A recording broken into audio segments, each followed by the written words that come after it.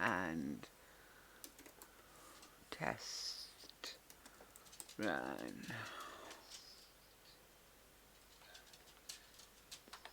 So that looks right. Done. And why is that? Oh shit, because I have the sound on here. That's no good. Fix that. Twitch. There you are. Sound off.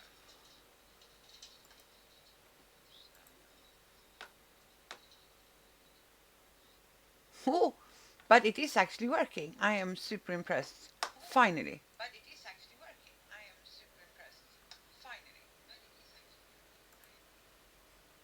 Okay, so now I muted myself so we don't get extra sound as well. Okay. Let's go back over here then so I don't get too... And that looks right. I can't believe it. After all this time I managed to make it work. Okay, I'm going to put some things away and then we'll see what's going to happen. So you go up there so you're not in my way. You can go over there for now. Oh shit, of course I forgot to put something in there. That should have been there.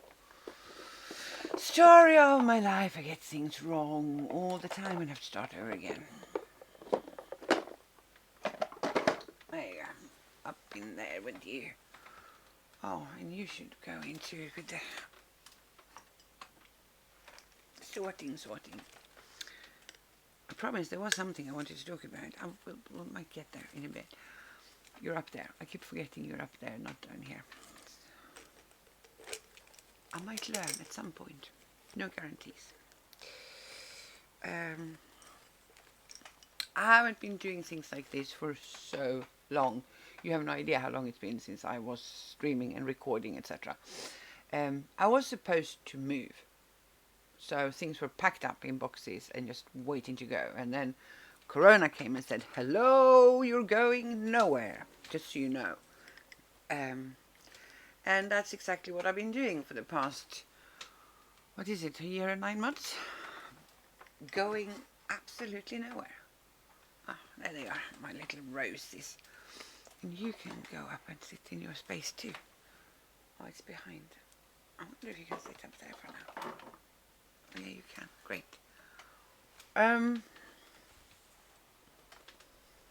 Hi, I'm Evelina, and I also call myself Linnea when I do crafty stuff. So I've got a bit of a dual thing going on there. There is a video you can check about it, but quickly, I was born Linnea. No, I was not. That is not true. Let's try this again. I was born Evelina.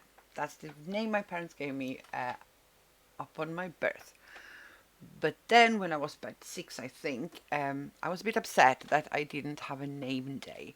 In Sweden, each day of the year has one or more names on the calendar, and the people who have their names on there, they get to celebrate their name day that day.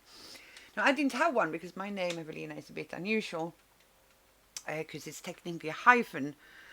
No, it's not. It's a hyphenated name. Basically, it's Eva, which is a first name, Eve, and it's Lena, which is another first name. And there was a period in the 60s where a lot of parents, I don't know if they had a problem with their imagination or something, or they just didn't think one name was enough, so they just hyphenated them and gave us compound names. Yeah, it's happened in the past as well. Quite a lot of people in my father's and mother's generation also have compounded names, but it was super common when I was a kid. Personally, I don't quite understand the point of it, because what happens when they give you compound names is you need to write that hyphen in, which makes it really hard to get a neat sort of signature. So I discarded mine and put them both together into Evelina, no hyphen, one name, one capital letter only. Works for me. Linnea was my grandmother's name.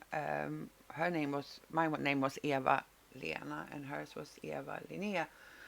And yeah, I was a bit salty as a child that I didn't get to have a name day. And so my grandmother said, our names are kind of similar, so why don't I give you my name and we can share the day? we can both celebrate on the same day. I think it was the 13th of March. No, 13th of May.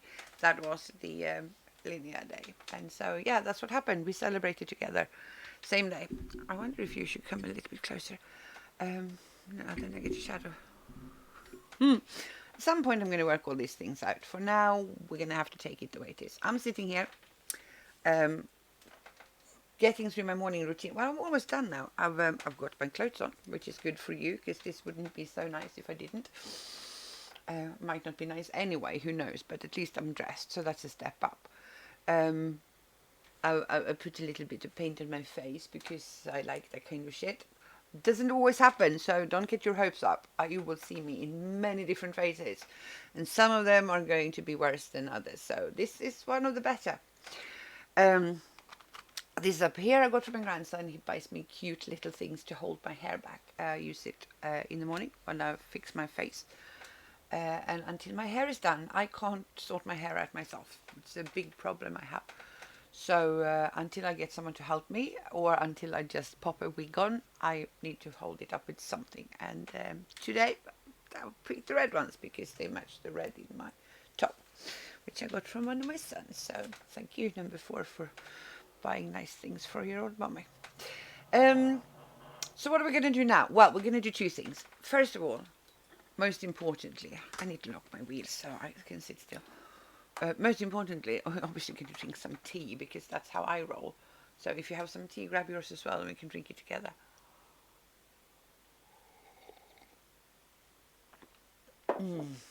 Good. Secondly, I wanted to do one of those let's introduce ourselves author tag thingies that I saw on YouTube. Yes, I am planning to put this video on YouTube, and with that in mind, I actually need to check, is this recording being, sorry, is this stream being saved now? How can I know? Let me pop over and check. Is it possible to see it here, or does it have to finish before you can see if it's recording? Gosh, I haven't done it in such a long time that everything looks different from what it did when I last streamed. It's crazy. So I can't see it there. You know what? I'm going to do a quick test and just turn this off for 2 seconds and see if that pops up a video. Why do they both look the same? I don't know. Okay, 2 seconds. I'll be right back. I can see that I have 2 people watching me right now. Because I would assume that the third one is myself. Still, give me a second. I'll be right back. If I can press the right button, which isn't always a given, I'm afraid. Stop streaming. I'm pushing it now. Give me a second. Okay? I'm so excited. So now we have to do continued. Morning routine stream and test run. Continued. Done. Oh. Yes, it's done. It's running. It's working. Okay, so what I was trying to say was I wanted to do an author tag video for YouTube, and because I'm going to save this video here if someone checks in, I thought it would be a good idea if I could do the video, sort of record the video while I'm streaming. So, you know, in Sweden we would say slå 2 flugor med en smäll, hit 2 flies with 1 hit. Get 2 flies with 1 hit, not hit them with 1 hit. Actually it is, if you're going to be literal about it, it is hit 2 flies with 1 hit, because we have the thingy, you know, that you swat them with, so yeah. Anyway, so yeah, that's what I thought. I'll do the tag here, I'll answer the questions here, and then I'll grab the video and upload it to YouTube. Maybe slightly edited, you never know. Probably slightly edited. Right, and that means I should have opened up the questions, but if I had done that in advance, that would have been clever, so obviously I didn't. Give me a second, I'll go and find them. It was the 19th yesterday, right? That's when I grabbed them. Oh, here it is.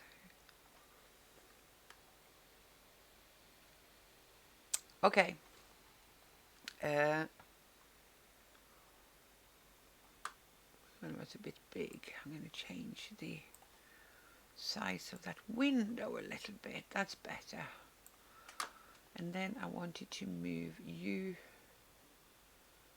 there so I can see if someone talks to me. Because that would be nice to know, wouldn't it? Live now. Welcome to... Oh, now I can see if there's a chat or anything coming in. Oh, I still have someone watching me. That is so exciting. Uh, uh, uh, uh.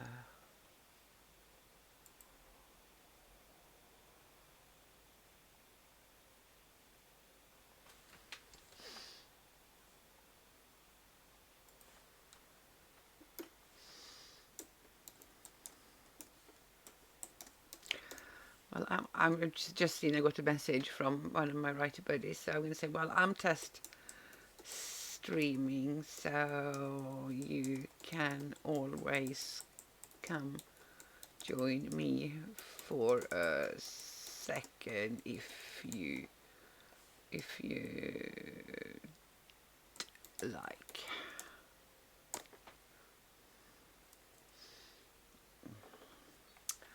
And then we need to grab, obviously, the link as well. That would have been a good idea to do right away, wouldn't it?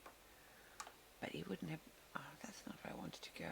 What am I doing? I'm in the wrong fucking window. Oh, sorry, I'm not supposed to say bad words, am I? I'll try to get better at this, I promise. Or, well, actually, I don't promise. That's a lie. It's a damn lie, even. Because I can't promise to get better. But I'll try to make an effort. How about that? That's a good start, isn't it? I'll try to make an effort. Now, how do I find you again so I can... I shouldn't have opened the second window. I'm going to close this one in a second. Make it easier on myself.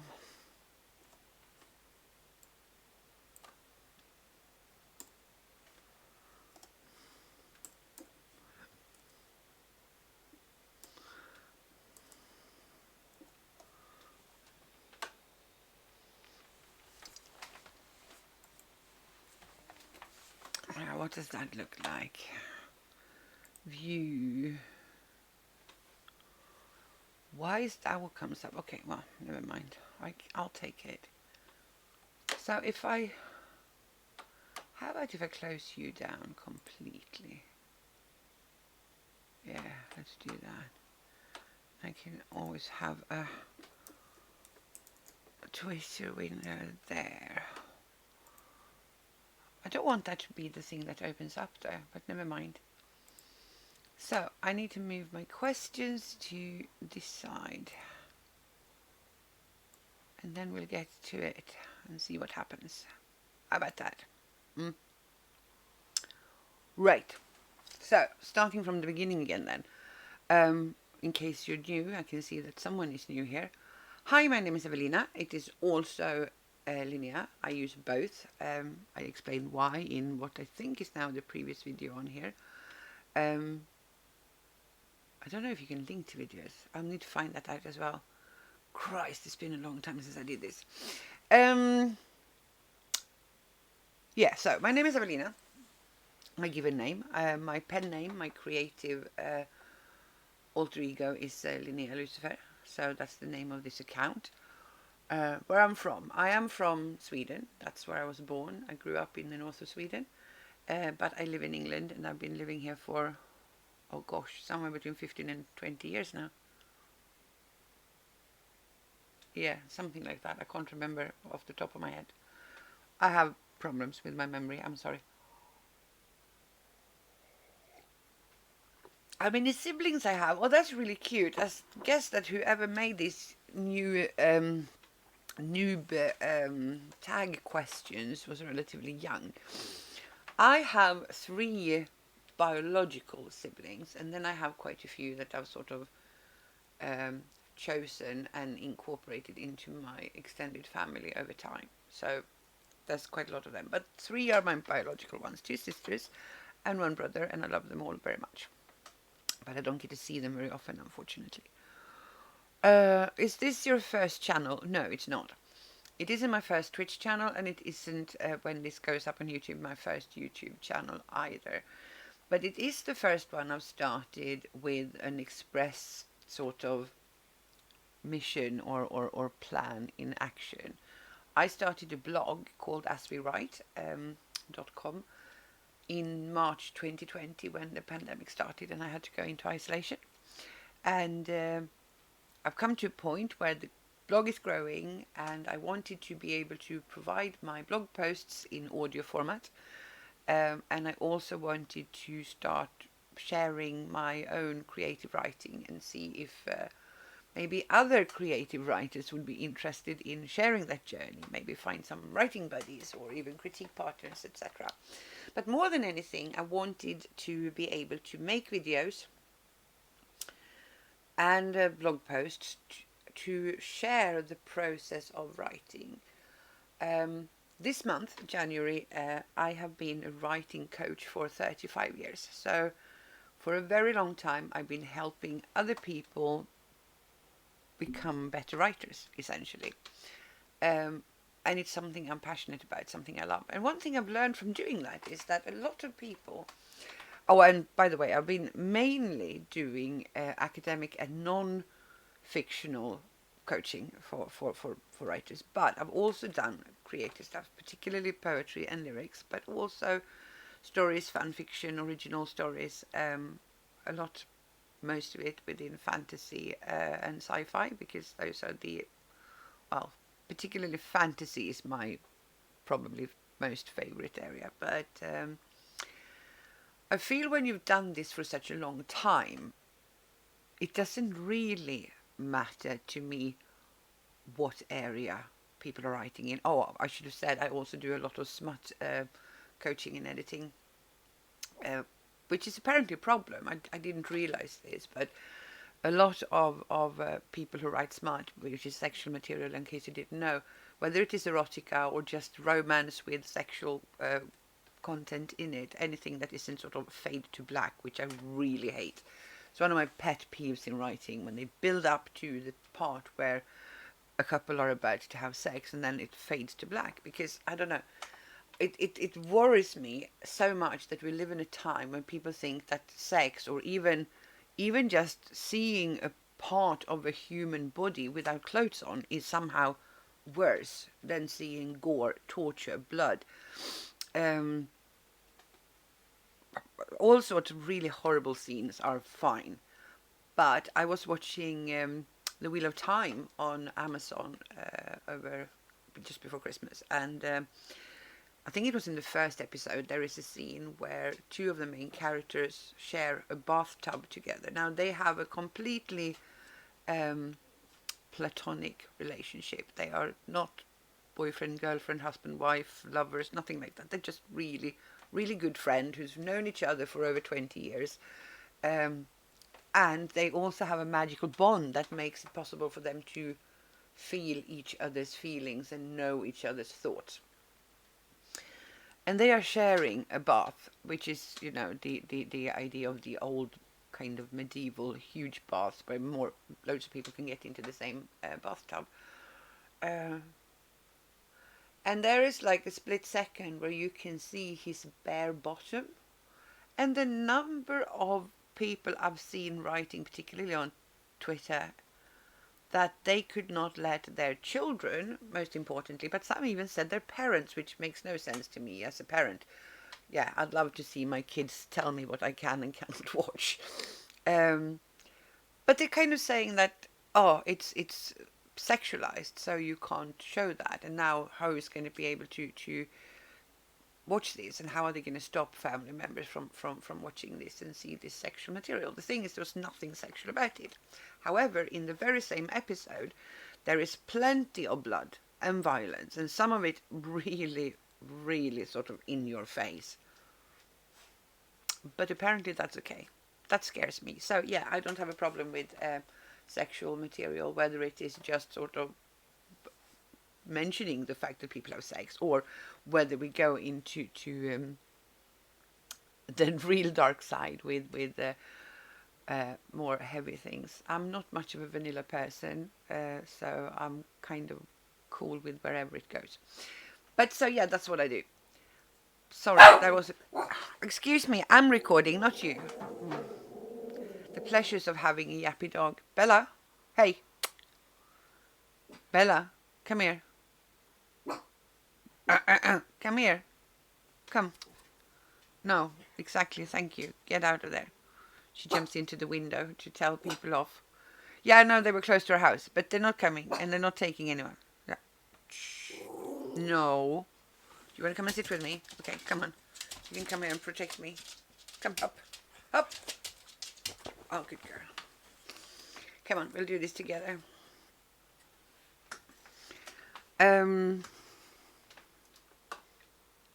Right.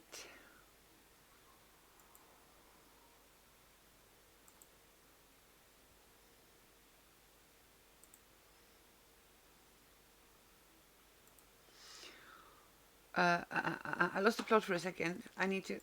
Yeah, I love you too, baby.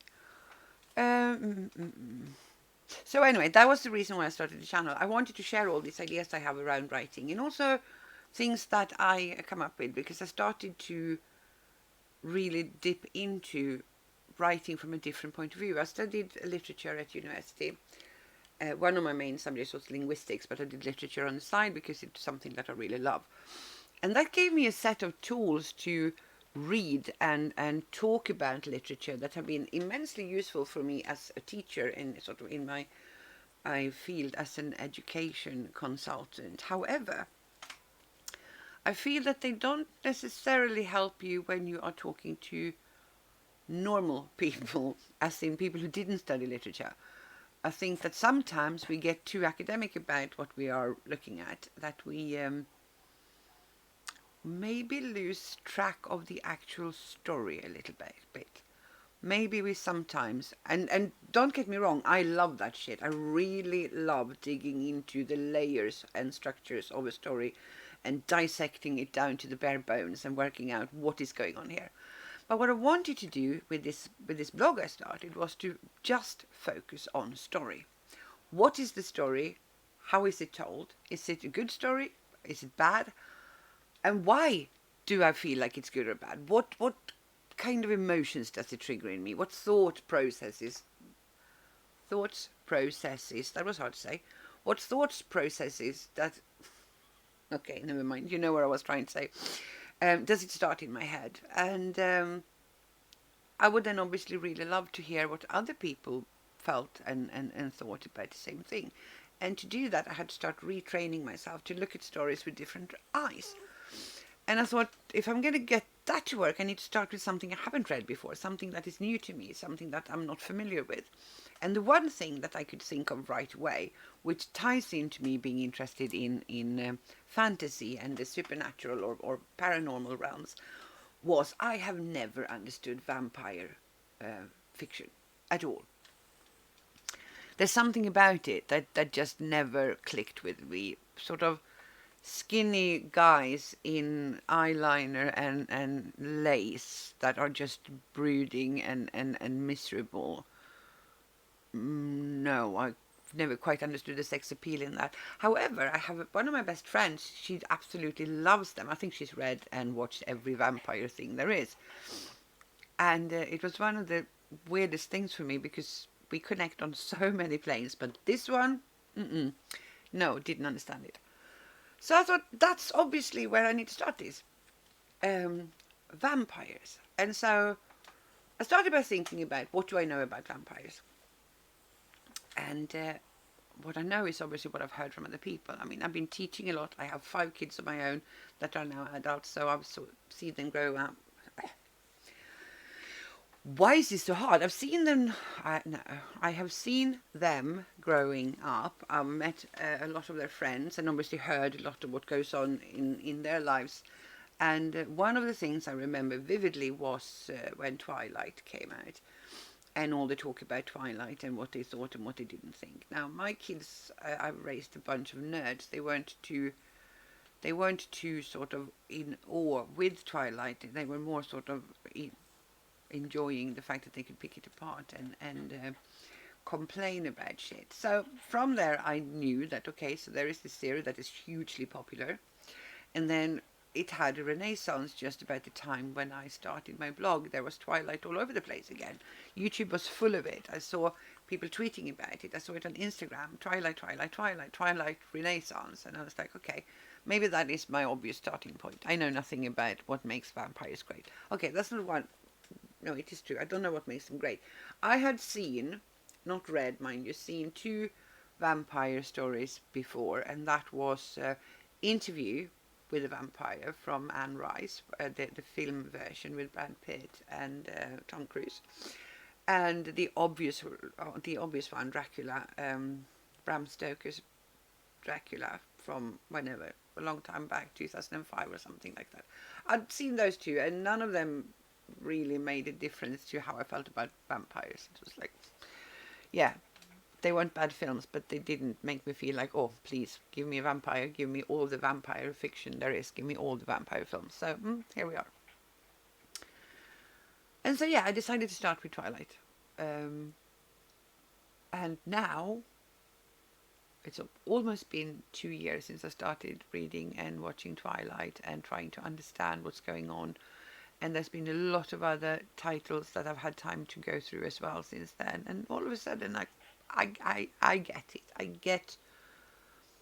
I get the attraction, and I get how an apex predator is in itself a fascinating creature to deal with.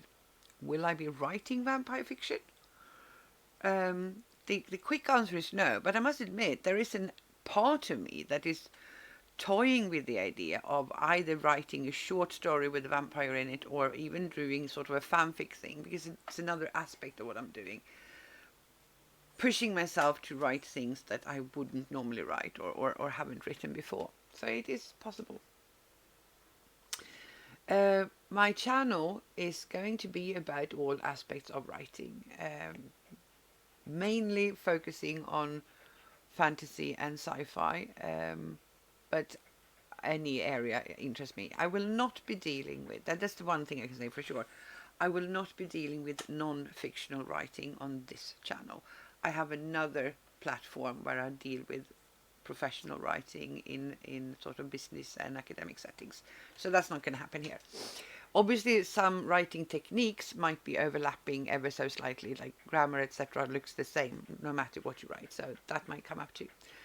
But here we're going to talk about storytelling. That is the focus. So it is read, it is research, it is review, and it is write. Those are the cornerstones of this channel. And yes, we will talk about things that people get wrong. We will talk about things that maybe as writers, please don't do that, because I don't want you in the microphone. No. I don't want. How about we turn you around? You can have your head the other way. Away from the microphone. That would be better. Like so. Yeah, how about that? And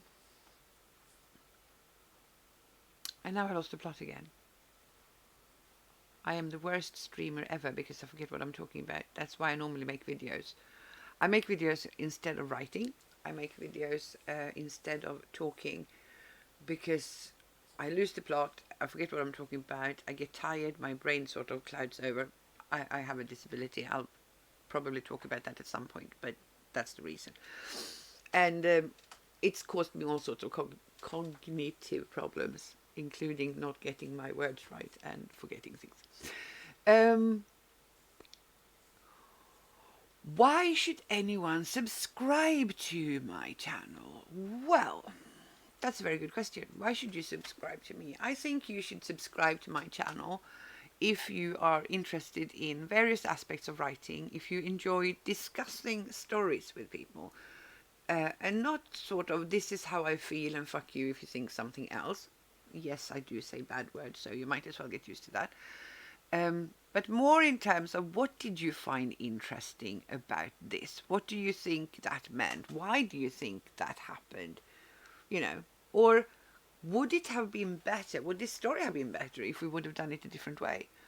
Would it have started better, ended better, etc., if we did something else? Those things, because I don't want to do that to say that other writers are bad, because I don't think they are. I think all writers have their own merits, right? But I do think that it is a very interesting learning point that we can all find use in and use of. Listen to the editor who doesn't even know how to speak English. This is brilliant. It's a good thing I'm not advertising for clients. No, but I think that by dissecting other people's writing and playing about with it and thinking about how could this character have been different, how could this character arc have been different, what was the sort of motivation behind certain things, etc. That helps you become a better writer too, and that's the ultimate goal of this whole thing, to become a better storyteller, which also means becoming a better writer. I also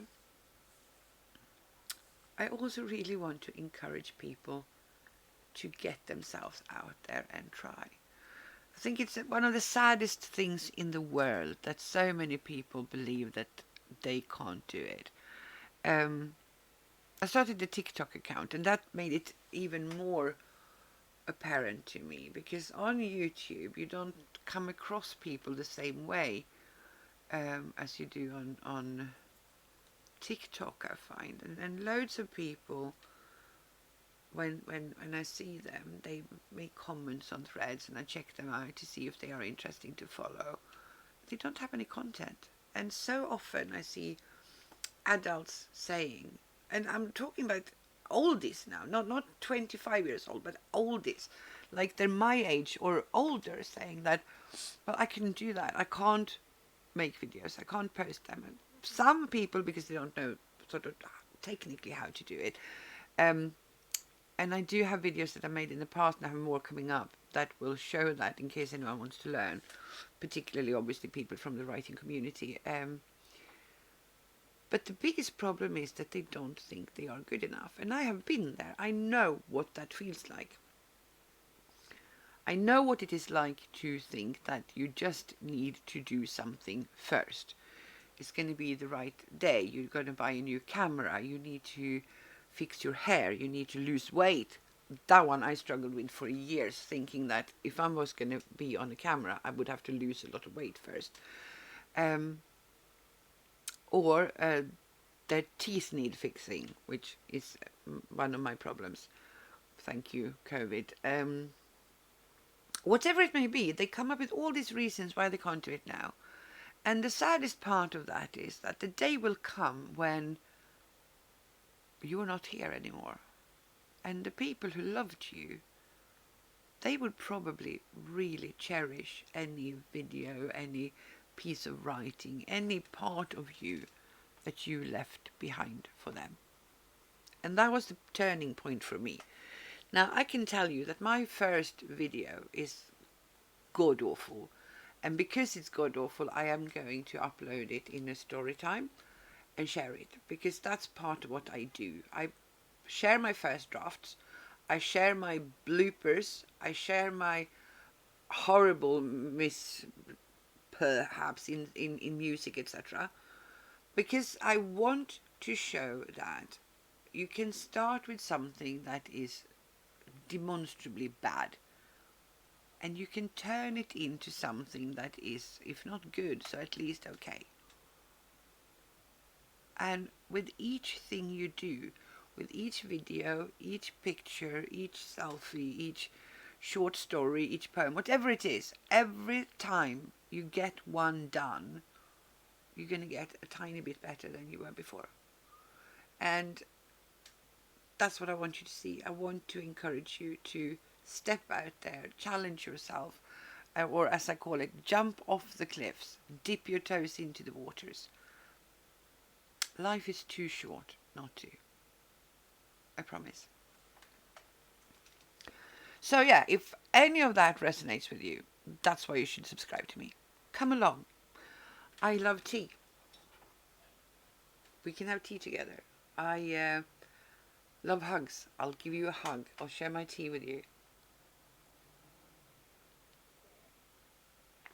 I'll sing you a song and tell you a story. I'll solve your problems. I'll give you advice, unsolicited or solicited, doesn't matter. I'll dish that shit out like candy, or sweets, as we say over here. But for some reason, I find that it is mainly Americans who follow me. All my accounts, I seem to resonate with Americans. Maybe they think sort of crazy Swedish woman is something that they are interested in. I don't know, but that's the truth of it. So, hi Americans, if you're there, if you see me, have a tea, have a cuppa, and bring out the sweets. And if you don't want any sweets, then you can just have me. I'm kind of sweet most of the time when I'm not too potty mouthed. Next question. Where do I see myself in 5 years? Well, if I am fortunate enough to still be here in 5 years' time, I can't see myself anywhere because of the virus situation. I am still in isolation because of the virus. I am immunodeficient, which, no, well, I'm probably that too, but I am immunocompromised was the word I was looking for. If I'm still here in 5 years' time and the virus is gone, so it's free for me to go outdoors again, or safe for me to go outdoors again, the dream, the ultimate dream for me is to buy a van, put my bed inside that van, put my recording equipment inside that van, and leave this place and just go wherever the road takes me. I want to be able to visit my kids when I want to. I want to be able to visit my friends when I want to. But most of all, because I spend most of my time because I spend most of my time in bed, most of all, what I want is to park up my van by the water somewhere. I love the sea. I love lakes. I love anything with water. I like forests, woods, trees. I want to be somewhere in nature, writing and making videos. That's what I want. So, hopefully, we shall see the end of this pandemic, and hopefully, I'll be able to keep making content so I can do that. That is my dream.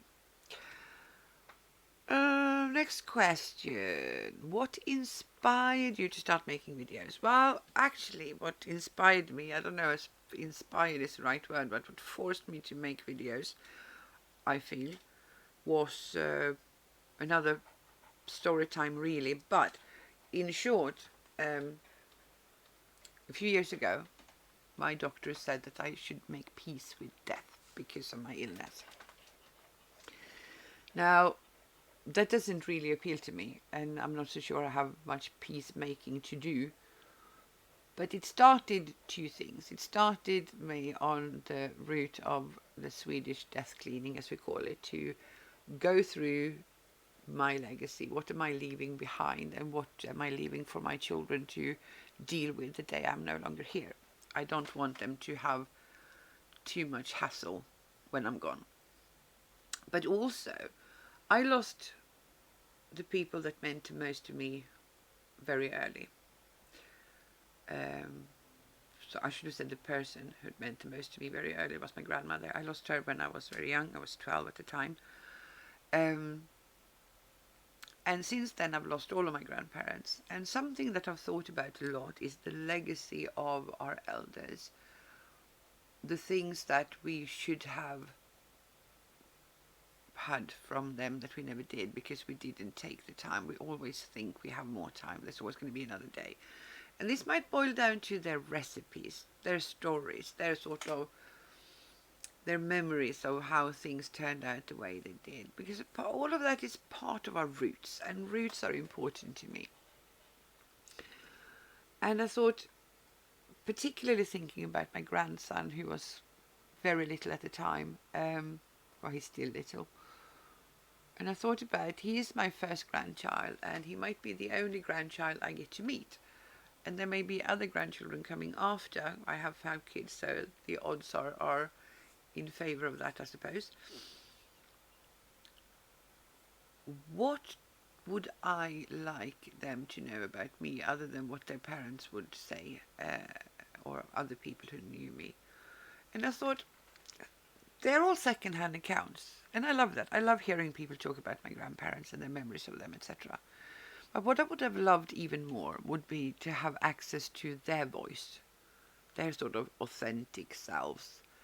Whether it's sort of something I agree with or not, whether I would sort of end up thinking, oh my gosh, is that what you were like? Is that the kind of person you were? I would still want to have that. It would mean the world to me, and I don't.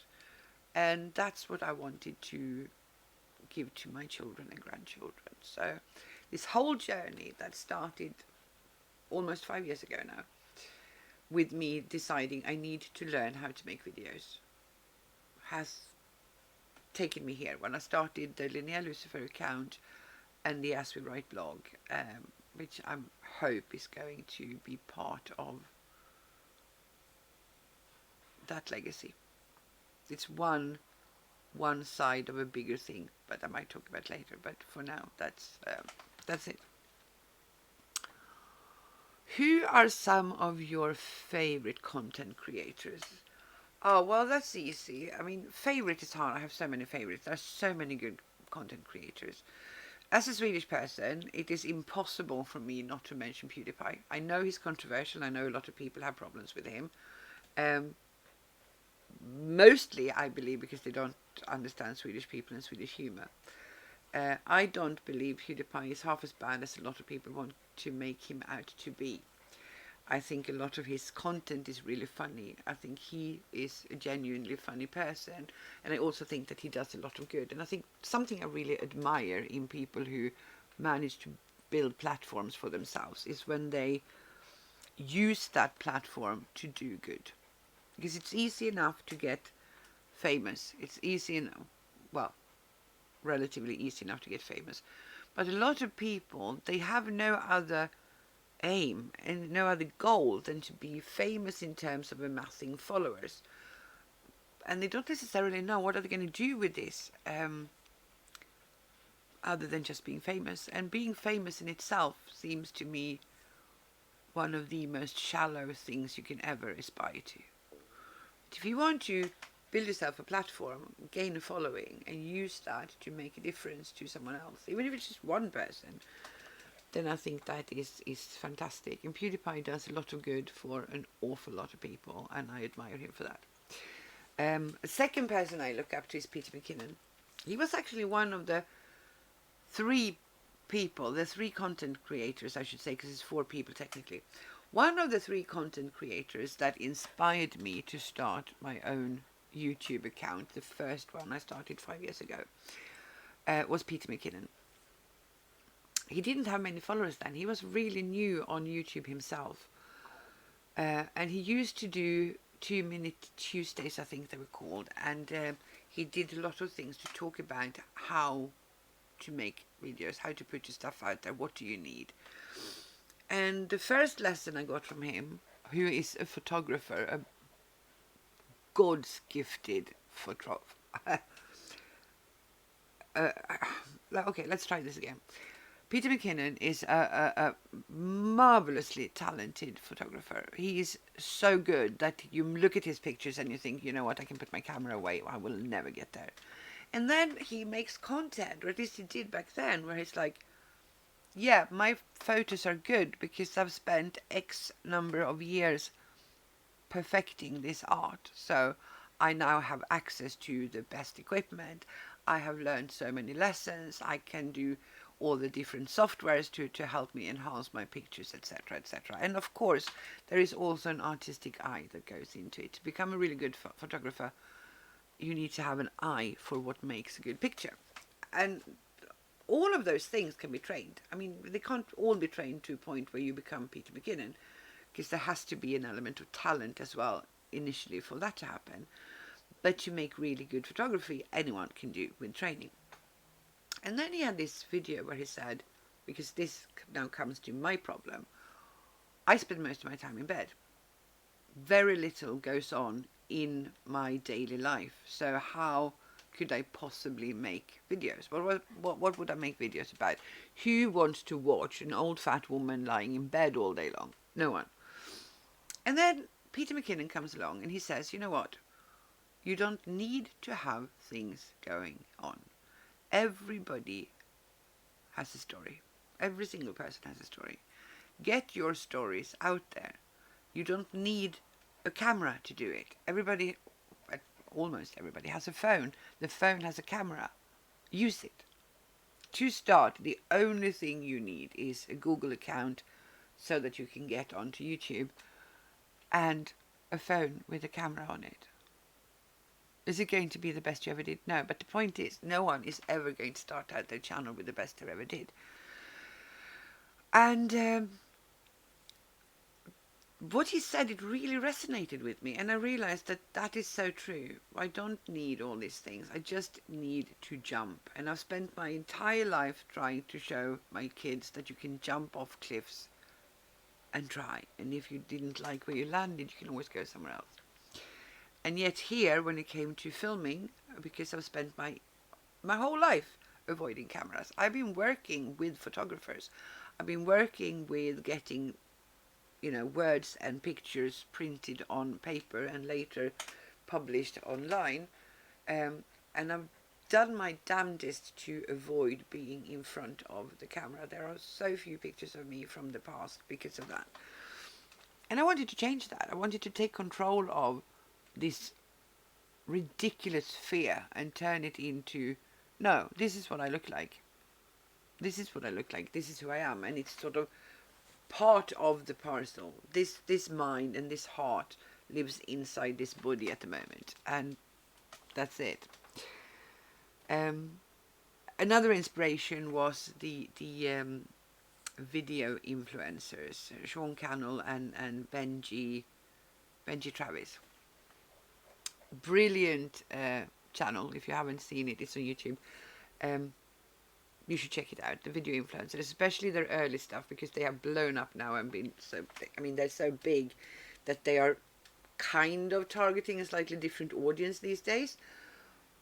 But in the beginning, same thing. I had a hand-me-down iPhone 5 that I made my first videos on, and the sound wasn't very good. And I looked up how much would it cost to get a microphone, and microphones are really expensive. I couldn't afford it. And then Sean Cannell makes a video where he says, do you know that you can make your videos using a phone? I was like, yeah, I do know that. That's what I'm doing. And then he said, and if you want to get better sound, you can get yourself a lapel mic or a lavalier mic, depending on where you live. You might call them different things. In Sweden, we call them mygga, mosquito, because people tend to stick them to their clothes and they look like a little mosquito is sitting there. And he showed that you can get one of them for like under £10. Virtually no money. Well, £10 is a lot of money for some people too, but it's at least something that is achievable. If you show me a microphone that is a couple of hundred, I know that that's going to take me forever to save up to, and then I lose that incentive. But if you tell me there is one that I can get for 10, 15, £20, then I know that actually that one I can get within a couple of months. So that's achievable within a time frame that I can see and feel that it is doable. So that's where we start. So that's what I had 5 years ago. A hand-me-down iPhone that I paid nothing for, and a lapel microphone that I think I paid like £9 on Amazon. Are the videos great? No, but the truth is they wouldn't have been any better if I'd had the best camera in the world and the most fabulous microphone and setup, because it would still have been me saying the same things, feeling just as awkward about it. So I didn't need better equipment than what I had. I just needed to get it done. Done is better than perfect. I think that's what we need to remember. Done is better than perfect. Just get it out there. We can always take bad stuff and make it better. But if we don't have stuff, we can't do anything. The last inspiration I had that really got me going was Amy Schmidt-Auer. I think she has a different surname, like she got married, and I can't actually remember off the top of my head what it is. But she wrote a book called How to Vlog Like a Boss. And she also spearheaded a yearly challenge called Vlog Every Day in August. And she set up prompts what that vlog was going to be about, what we were supposed to talk about. Which was really good for me, because one thing that I'd never thought about was that I don't actually have to do something in the vlog. I just need to talk about something. And with the prompt words, I had something to talk about. And there were silly things like, what's your favorite ice cream? I think that was one. I'm not sure. Um, but just, simple stuff like that. What do you think about this? What do you think about that? What's the best you've ever had, etc. And so I managed to do a full month of vlogs. And so within the first year on my first YouTube account, I think I made about 70 videos. And another thing was I was obviously scared of bad feedback because I didn't have much confidence in doing these things. And my kids said to me that, just so you know, people on YouTube can be really mean. And it's like, well, at this point, I don't really care. I felt very strongly that I had to do this. It was something I had to do for my grandson more than anything else. And here we are. I've been making videos ever since. I haven't been uploading all the videos I made because I like making content and stacking it so that when I decided to start going pro, it sounds so silly to me to say that, but that's what I decided to do from this year, to actually go pro and do this as a professional, force myself to make sort of content and put it out there on a continuous basis, which is why I've stacked hundreds of blog posts and made lots of videos that are ready to be posted. And now the plan is to also start regular streams. We'll see what happens with that. I don't know yet.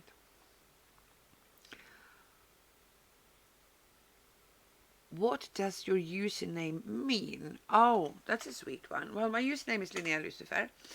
Linnea, as I said before, is my grandmother's name. She was Eva Linnea. My name was Eva Lena. They were close. But Linnea is actually the name of a flower, a delicate, cute little, I don't know what they call it, but you know when they have just one little stalk like this and it splits at the top and has two flowers. It's called parblommig in Swedish, which means couple and flowers, or couple bloom. And the Linnea is a tiny little delicate flower that grows particularly in mossy woodlands in the dark. And it was the favorite flower, they say, of Carl von Linné, who was a famous Swedish botanist and the one who developed the classification system with the taxonomies that tells us about sort of families and species and all of these things, so we understand where different things belong. And he also made fabulous drawings about of plants and trees and flowers and all sorts of things. So the flower Linnea was named Linnea after Carl von Linné, or I think it's called Linnaeus in Latin, which has also been used a lot. Obviously, his system is based on Latin. So Linnea I've used for crafty stuff from my teens, and when I was, I think, 20, my early 20s, I was going to have my first, I was about to say exhibition, but that's not completely true. But we were going to actually take our crafts material to a marketplace and sell them there. And for that, we needed to have tags on them with a proper sort of creator's name, who was the person making the crafts. And Linnea was the obvious, because it was Linnea who was making the crafts, but I had to have a full name. And I thought, as much as I love it, the fact that it is my grandmother's name and I want to hang on to that, I love those cute little delicate flowers. And there is sort of a part of my soul that harbors that delicate little personality that I try very hard to protect. But most of me is something completely different. So I felt that if I add Lucifer, it sounds good. It's an alliteration there with the double L's. And I also feel like that was weighing up some of the bad sides of me as well into the mix. So you have the sweet and delicate flower and the well, you work that out for yourself. the not so sweet side of me. Next question, let me check. What is the best thing about what? Where is the rest of that line? What's the best thing about YouTube? We can do that for both Twitch and YouTube. The best thing, if you ask me about YouTube, is that it is like a Wikipedia, but with videos. You can see how things are done instead of just reading about it. As someone who's been working in teaching and education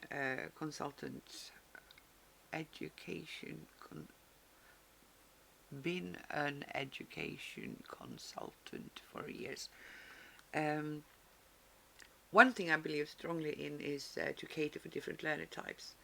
For some people, the best way of acquiring information is to read. The best way for them to enjoy a book is to read. For others, the best way is to see someone do it, see someone sit down in front of them and read to them or something. For others still, it's just listening, take away the visual, but just put it in their ears. And so that for me is the best thing. The second best thing about YouTube that no other medium does the same way, no podcasting can do it, no writing can do it, is that it creates a direct relationship between you and the content creator. On YouTube, because you see them, you see their mannerisms, you see parts of their homes, you see their good days, their bad days, you follow them over time.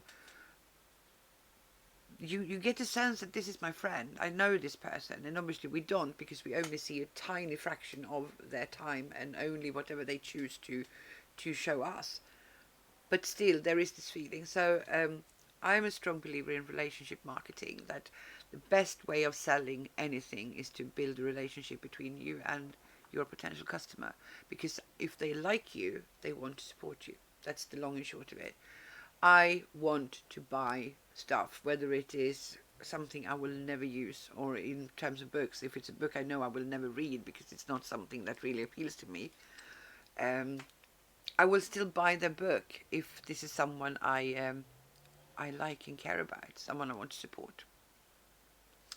And I think that is the best thing about YouTube, and the same is true for Twitch, because even though Twitch started out as a streaming channel where you can save your videos, and YouTube started out as a make a video channel that then opened up for streams, the long and short of it is still the same. You get the same kind of relationship. There is an immediacy between a person being in front of you, talking, making fools of themselves, being funny, being intelligent and exciting, whatever it is that appeals to you, and even, by all means, being sexy. For all of those people who want to complain about young girls getting followers only because they're sexy, as if there was something wrong with that to begin with, but also completely discarding whatever talent they might have apart from their physical traits. The worst thing about YouTube, I don't think there is a worst thing. The worst thing that happens in social media, full stop, I believe, is it has given platforms to people whose voices maybe we would prefer not to hear. And when I say that, I mean people who willfully spread information, people who willfully put out things that are demonstrably not true, even if they themselves believe them to be true. But I do see that as a threat to our democracy, and democracy means everything to me. So that is a problem. I also think it is that goes to comment sections as well. It doesn't matter if it is a content creator doing it or if it is just sort of a follower who is writing comments on someone's channels or someone's blogs or even sort of Facebook accounts, etc. I think that is the worst part of it. And that doesn't set YouTube up. In fact, my kids warned me about YouTube particularly, and said that you would get a lot of hate on YouTube. I've not found that to be true. I think to a certain extent we reap what we sow, and if you are constantly being rude and disrespectful and saying horrible things to other people, then obviously you are going to invite more of that thing to yourself. If you are respectful and kind to people, you will still get those who hate what you did and think that you suck. But you know what? That's okay. They can think that. It doesn't matter. It doesn't change anything. And it doesn't mean necessarily that what you did actually sucked. It just means that that's how they felt. And sometimes it doesn't even mean that. Sometimes it just means that this person had a generally shitty day and you happen to be the one that they decided to sort of their nasty on. In which case you did something good for them. So again, do something good for someone else, then it's all worth it, right? What are your goals when it comes to YouTube? Oh, that's actually simple, and I don't think this is achievable, to be quite honest. But if I were to set myself a goal, I would actually rather call it a dream, because again, I don't know what time frame we're working on, and I don't know where this stupid virus situation is going to take us. But a dream for me with YouTube would be to have to get enough followers to be allowed to do streams on YouTube too, and I think it's the same for monetization. But 1,000 followers would be pretty cool to have. And as I said, I don't know if that is a possibility, but yeah, dream goal to have more than 1,000 followers. That would be spectacular, I think. What are your favorite type of videos to make? I don't know, to be honest. I like to make educational videos, and I think that's because I desperately miss being a teacher. It's something deeply rooted in me. I love showing people how to do things. I love being helpful, full stop. If you have a problem, I want to help you fix it. And I don't want to fix it for you. I want to give you the tools so that you can fix it. And that next time you come across this problem, whether it is you who have the problem again or you meet someone else who has the problem, you now know that you can step up and fix it. That to me is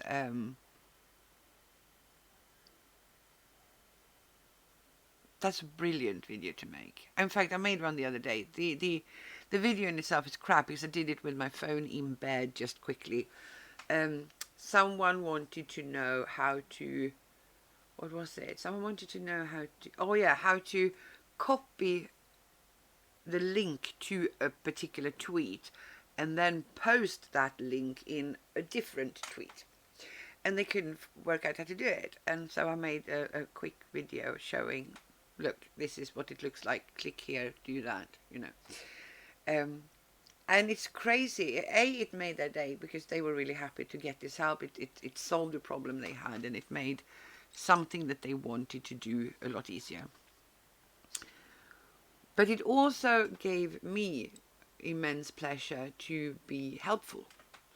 And so I posted this video to my YouTube, and interestingly enough, it has been watched, I think, 6 times since then, which means that either someone got it, that it sort of came up as the next video, so they started watching it from there. But I can see the watch time, that actually it is being watched all the way through, mostly.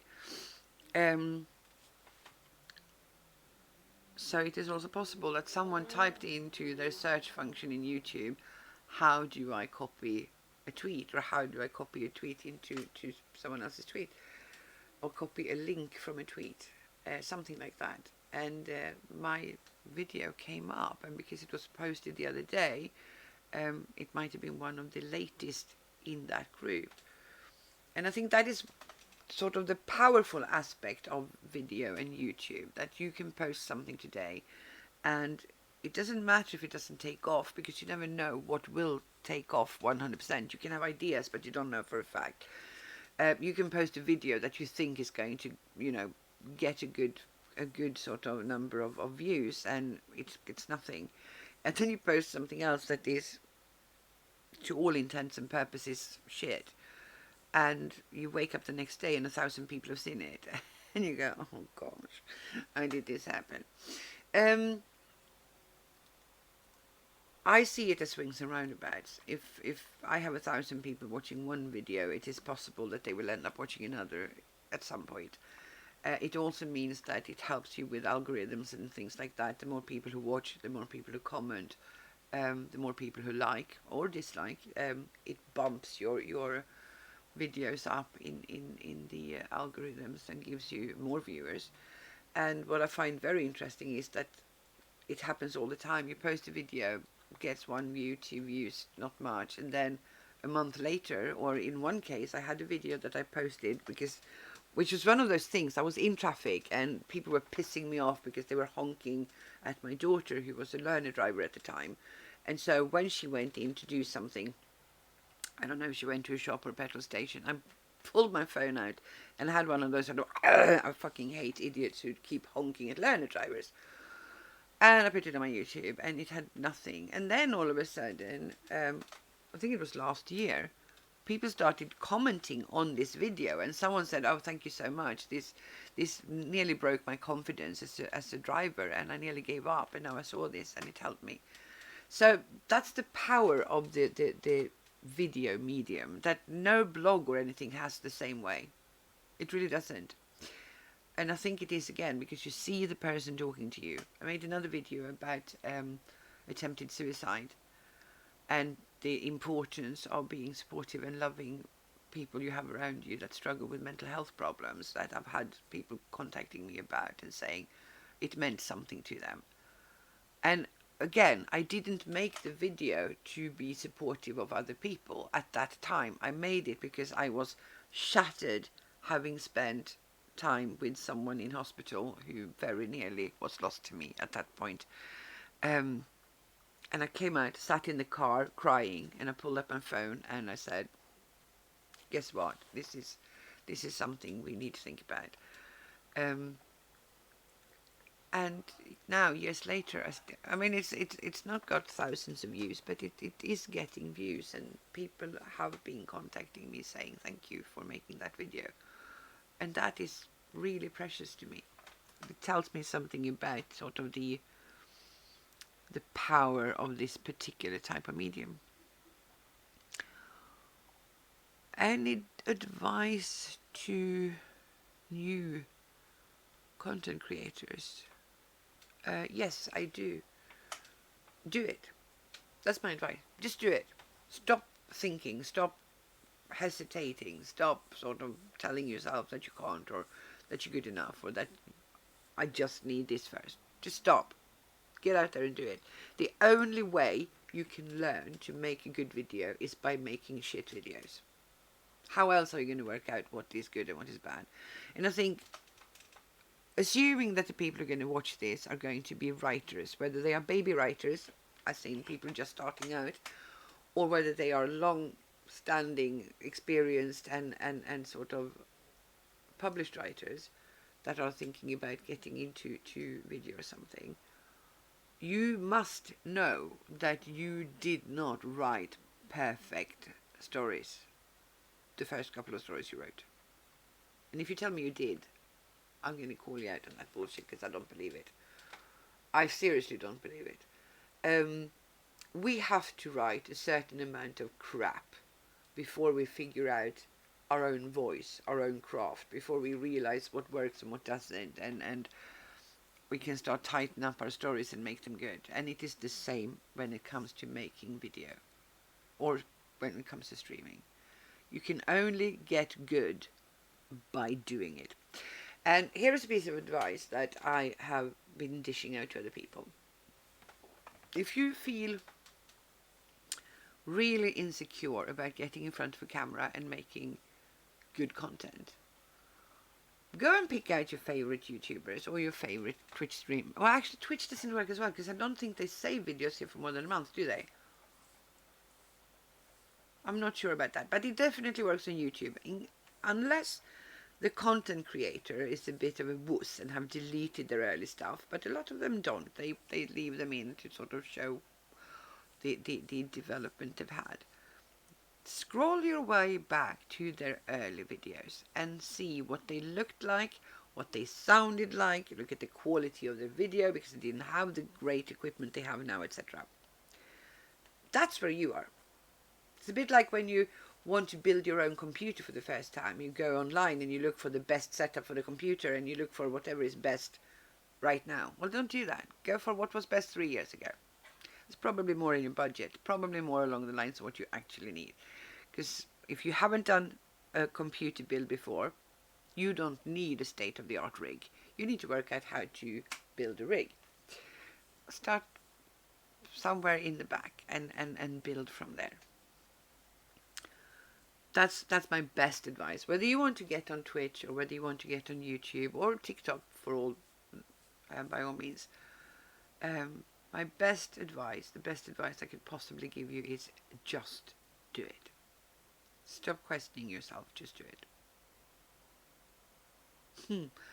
And guess what? That was the last question, and I've been talking for a long time. But you kept me company, and I managed to get my hour sitting up, so that's great. Now I'm going to have to go and have a rest.